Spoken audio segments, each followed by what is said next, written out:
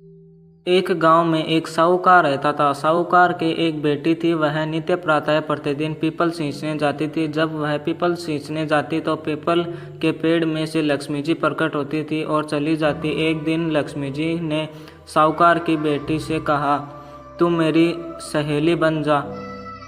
तब लड़की ने कहा कि मैं अपने पिता से पूछकर कल बताऊंगी। साहूकार की बेटी ने घर जाकर अपने पिता को सारी बात कह दी।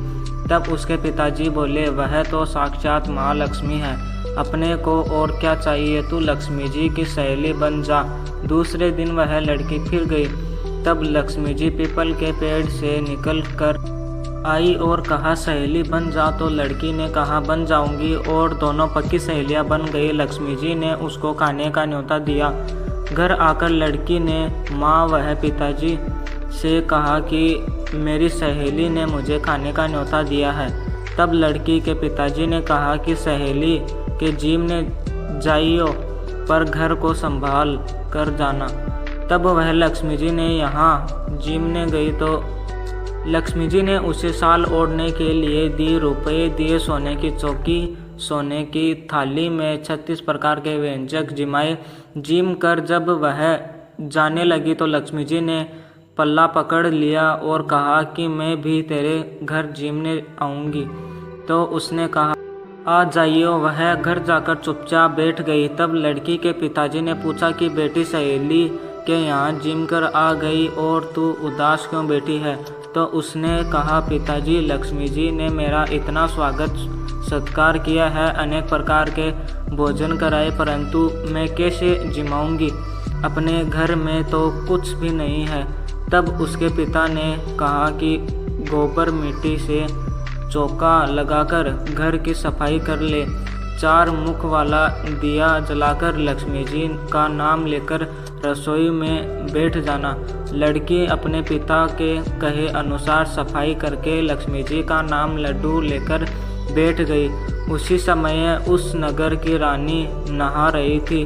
उसका नौलखा हार चील उठाकर ले गई और उसने घर पर वह नौलखा हार डाल गई और उसका लड्डू ले गई।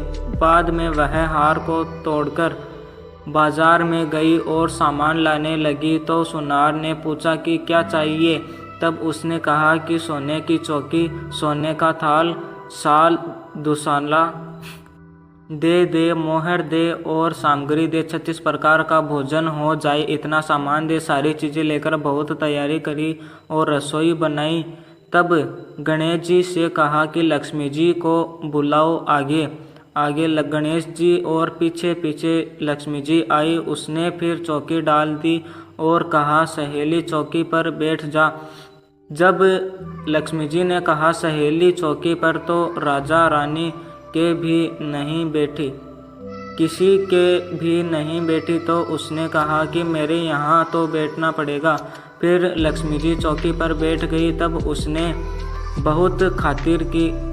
जैसे लक्ष्मी जी ने करी थी वैसे ही उसने करी। लक्ष्मी जी उस पर खुश हो गई। घर में खूब रुपया एवं लक्ष्मी हो गई। साहूकार की बेटी ने कहा, मैं अभी आ रही हूँ, तुम यहीं बैठी रहना। और वह चली गई। लक्ष्मी जी गई नहीं और चौकी पर बैठी रही। उसको बहुत दौलत दी है लक्ष्मी जी, जैसा तुमने साहूकार की बेटी को दिया वैसा सबको देना। कहते सुनते हुंकारा भरते, अपने सारे परिवार के धन के भंडार भरना।